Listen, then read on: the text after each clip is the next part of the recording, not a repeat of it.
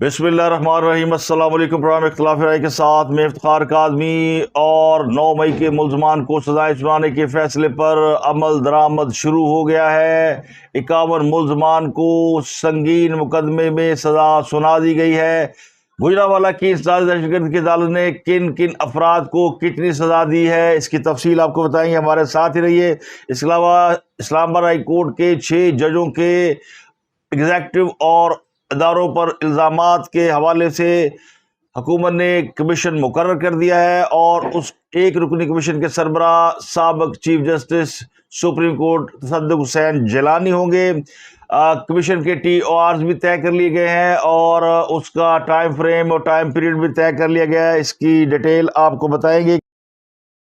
تو ایک طرف 9 مئی کے ملزمان کو سزائیں ملنے کا عمل شروع ہو گیا ہے، دوسری طرف عمران خان صاحب کو ریلیف پر ریلیف مل رہا ہے، اور انہیں ایک اور بڑا ریلیف دے دیا گیا ہے، اور اس ریلیف میں باقاعدہ عمران خان اور جیل کے سپرنٹینڈنٹ کے درمیان ایک معاہدہ ہوا ہے جس پر دونوں میں دستخط ہوئے ہیں۔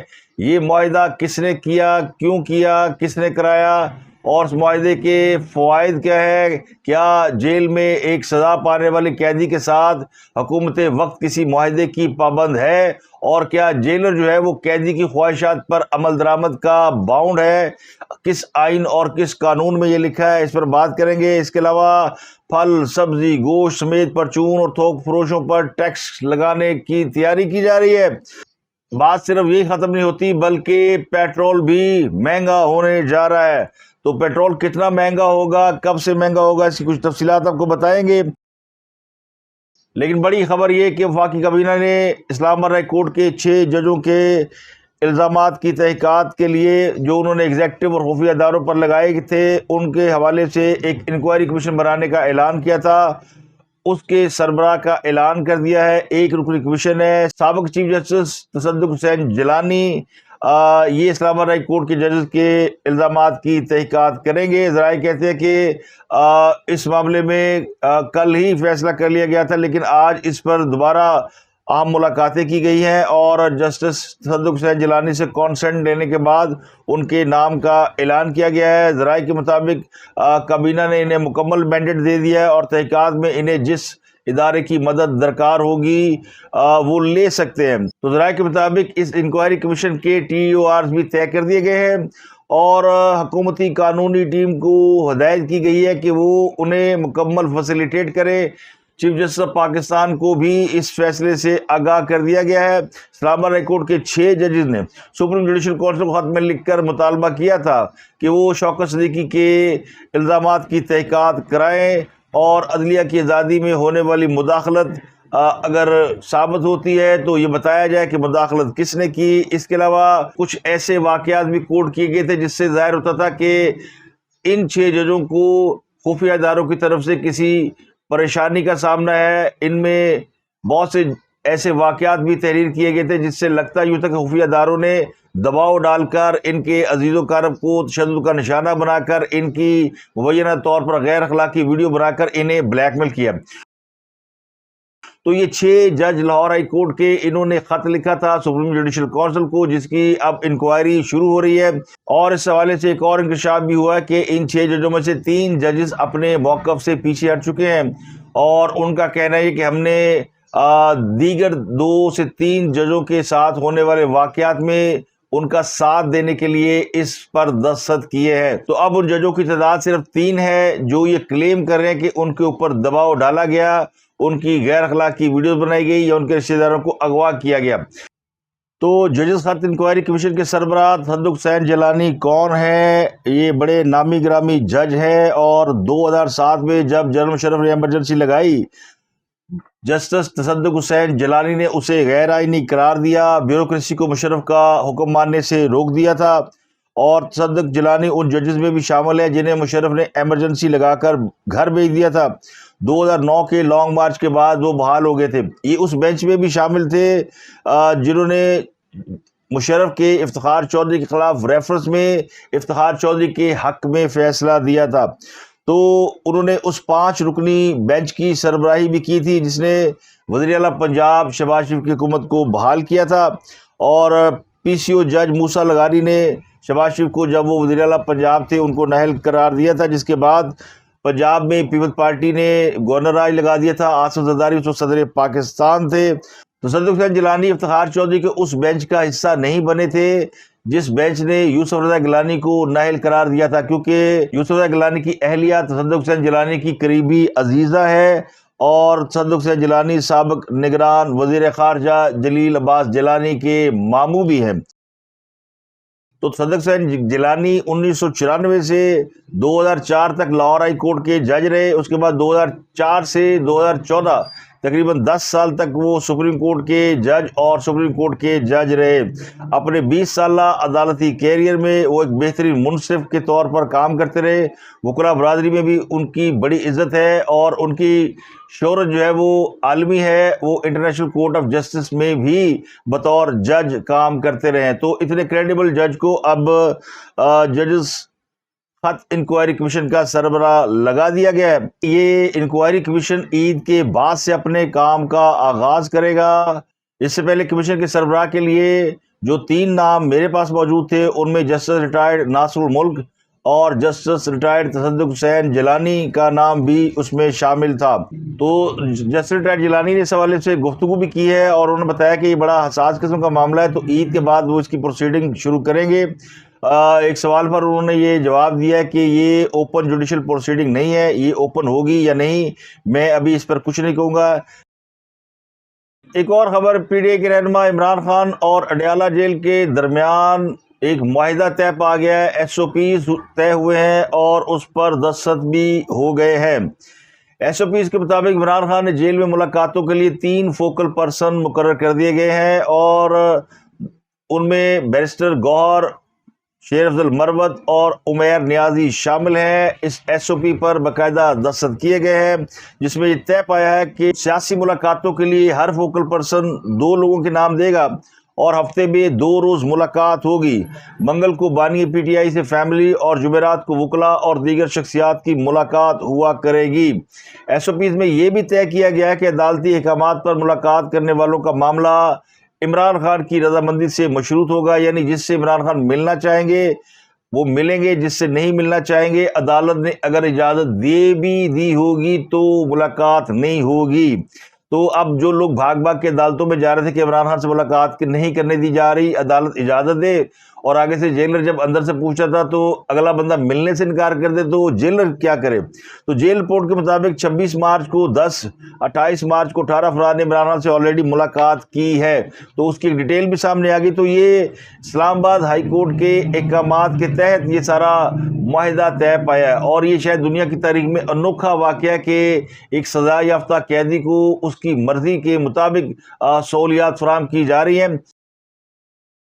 اور بیرسٹر گوہر کو چھوڑ کر یہ جو باقی کے 2 لوگ ہیں، شیر افضل مروت اور بیرسٹر عمیر نیازی، ان کے حوالے سے PTI کے اندر بڑی خطرناک کمپین چل رہی ہے اور ان دونوں کو بھی ان 12 بروٹس میں شمار کیا جا رہا ہے جن کے حوالے سے PTI یہ کہتی ہے کہ جناب یہ رانگ نمبر ہیں، اور اب ان دونوں کو فوکل پرسن مقرر کرنے کے بعد یقینی طور پر PTI کے ایک دھڑے کی چیخیں خاصی بلند ہو رہی ہیں اور ان کو خدشہ یہ کہ یہ دونوں عمران خان سے ان لوگوں کو نہیں ملنے دیں گے جو ان کے مخالفین میں شامل ہیں۔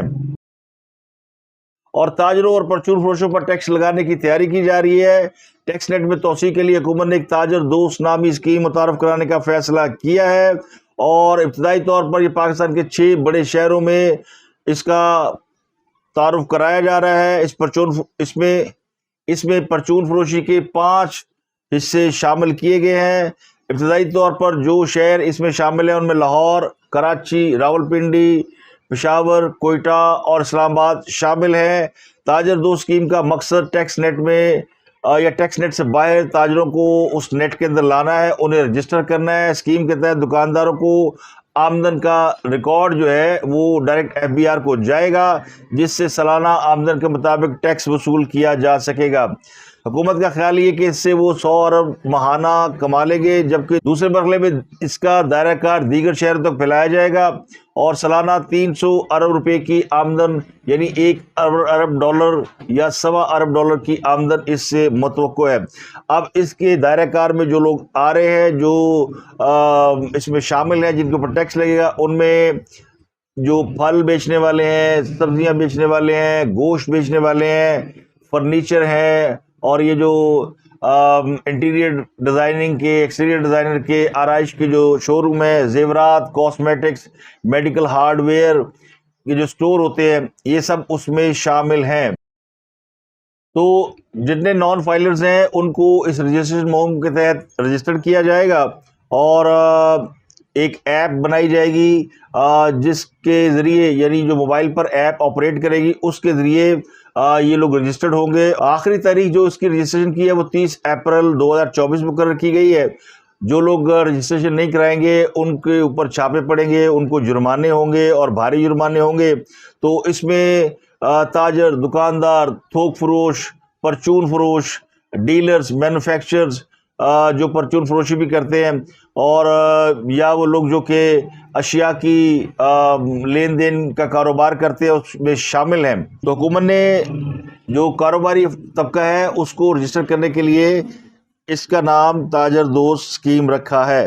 اس کے علاوہ پیٹرولیم مصنوعات کی قیمتوں میں 10 روپے سے زائد اضافے کا امکان ہے۔ چونکہ بجلی قیمت میں اچانک اضافہ ہوا ہے تو اب پیٹرول کی قیمت بڑھنا بھی ناگزیر ہے۔ تو غالب امکان یہ ہے کہ پیٹرول قیمت میں 10 روپے فی لیٹر اضافہ کیا جائے گا، اور اس کے برعکس ڈیزل کی قیمتوں میں 2.5 روپے کمی کی جا رہی ہے۔ تو سب سے بڑی خبر 9 مئی کیس کے ملزمان کو انسداد دہشت گردی کی عدالتوں سے سزاؤں کا بڑا اور پہلا فیصلہ سامنے آ گیا ہے۔ 51 ملزمان کو 5 سال قید کی سزا سنائی گئی ہے۔ اس میں گجرانوالہ کی مقامی قیادت اور کارکنان شامل ہیں۔ ذرائع کہتے ہیں کہ 23 ملزمان کو 10 مئی کو ہونے والے واقعات میں گرفتار کیا گیا تھا، جبکہ باقی کے ملزمان کو ویڈیوز اور فوٹیجز کی مدد سے، یعنی شواہد کی مدد سے گرفتار کیا گیا۔ تو انسداد دہشت گردی کی عدالت میں یہ مقدمہ 51 افراد کے خلاف زیر سماعت تھا، اور انسداد دہشت گردی عدالت کی جج نتاشا نسیم سپرا نے اس کا فیصلہ سنایا ہے۔ اس موقع پر سینٹرل جیل کے اطراف بھاری سیکورٹی تعینات کی گئی تھی، اور یہ جو ڈیٹیل ہے اس حملے کی، اس کے مطابق 9 مئی کو جب عمران خان صاحب گرفتار ہوئے، اس کے بعد جو پی ٹی آئی کے رہنماؤں نے یا کارکنوں نے ایک پلان کے تحت ملک کی مختلف تنصیبات پر حملے کیے، تو گجرانوالہ میں بھی ان لوگوں نے راہوالی چیک پوسٹ کے اوپر اٹیک کیا، جس میں ایک پولیس اہلکار کی موت واقع ہو گئی، وہ شہید ہو گئے، اور ان کے علاوہ ایک شہری کی بھی شہادت ہوئی۔ مرنے والا اہلکار راشد جتوئی تھا۔ اس کے علاوہ اس کیس میں تقریباً 23 نامینیٹ لوگ تھے اور 400 نامعلوم لوگ تھے جن کے خلاف مقدمہ درج کیا گیا تھا، اور باقی کے ملزمان کو فوٹیجز اور شواہد کی مدد سے گرفتار کیا گیا۔ تو 23 ملزمان کی پہلے گرفتاری ہوئی اور اس کے بعد باقی کے لوگ گرفتار کیا۔ تو 51 ملزمان کو عدالت کی جج نے 5 سال سے لے کر 20 سال تک کی سزائیں سنائی ہیں۔ اب اس کی ڈیٹیلز آنا باقی ہیں۔ ان میں ابھی پی ٹی آئی کی مرکزی قیادت بھی شامل ہے۔ تو یہ نامکمل چالان ہے جس کے تحت ابتدائی طور پر سزائیں سنائی گئی ہیں۔ ان میں ایک پی ٹی آئی کے حمایت یافتہ ایم پی اے کلیم اللہ بھی شامل ہیں۔ اس کے علاوہ مقامی قیادت کے جمال ناصر، رضوان ظفر، رضوان مصطفیٰ سیال اور دیگر لوگ شامل۔ اس مقدمے میں دہشت گردی کی عدالت شاہ محمود قریشی، مراد سعید، علی امین گنڈا پور سمیت متعدد رہنماؤں کی جائیداد کرکی کا حکم بھی دے چکی ہے، اور اس میں جو پی ٹی آئی کے متعدد رہنما جن میں عمران خان خود شامل ہیں، ان سمیت کئی رہنما ضمانتوں پر ہیں۔ تو یہ 9 مئی کے مقدمات کا یا 9 مئی کے واقعات کے حوالے سے پہلا بڑا فیصلہ ہے جو ہمارے سامنے آیا ہے، اور جس میں ملزمان کو سزائیں سنائی گئی ہیں۔ اس سے پہلے سپریم کورٹ آف پاکستان نے فوجی عدالتوں کو حتمی فیصلوں سے روکنے کے حکم امتناع میں جو ترمیم کی ہے اس کی بھی ایک حکم نامہ جاری کیا ہے، اور اس حکم نامے کے مطابق 9 مئی مقدمات میں بے قصور نکلنے والوں کی حد تک ملٹری کورٹس کو فیصلے سنانے کی اجازت دے دی گئی ہے۔ حتمی فیصلے سے روکنے کے 13 دسمبر 2023 کے آرڈر میں سپریم کورٹ نے 2 روز قبل ترمیم کی تھی، اور اب ایک تفصیلی حکم نامہ جاری کیا گیا ہے جس میں انہوں نے بتایا کہ 105 ملزمان فوجی عدالتوں کے زیر حراست ہیں۔ ان میں 15 سے 20 افراد ایسے ہیں جو اپنی سزائیں مکمل کر چکے ہیں، کچھ بری ہونے کے قابل ہیں۔